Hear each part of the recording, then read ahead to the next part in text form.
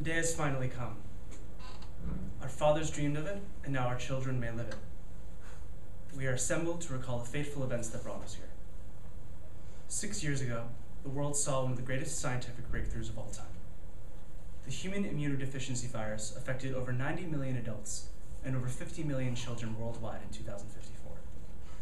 From decades of research, the scientific community successfully altered the virus to reverse the effects.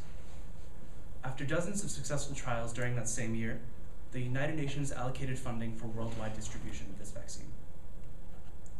By 2056, all those infected with HIV received negative symptom test results.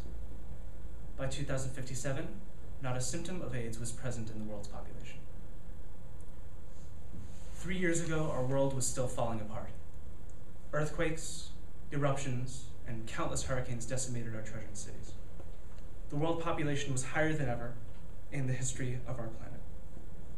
Our negligent, wasteful behavior continued to destroy wildlife population and natural resources. Those of us who wished to reassemble and progress our collective society were merely swept up into war. We fought over territory, over resources, over ideology. Needless to say, we lost more blood than we gained victory. It was through our arrogance that the world continued to spiral into oblivion. 18 months ago, as a required follow-up, the scientific community retested those with the modified HIV strain, as well as a control group. They saw abnormal S100 protein levels in the affected group.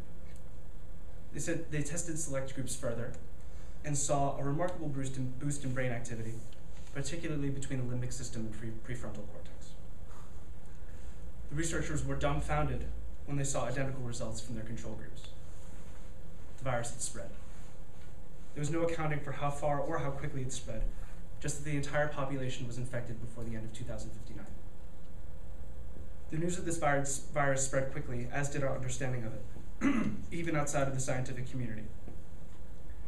These particular brain connections are responsible for insight and wisdom. The virus had the unanticipated side effect of endowing our minds with understanding. Tremendous comprehension of our predicament as humans became clearer and clearer to us. We accepted responsibility for our errors, accepted that which rightfully belonged to us, some of us but not to others, and accepted the other side effect of the virus, its terminality. Roughly 70% of the population was not able to cope with this condition for very long, and we understood that there was no viable cure. Over 6.3 billion people accepted the shortness of their time left here, and they put out their maximum efforts to reconstruct the world the way they could during their moments alive. We owe them our lives more than thrice over. 12 months ago, the territorial battles in Africa dissolved. A month later, South America's resource wars dissolved.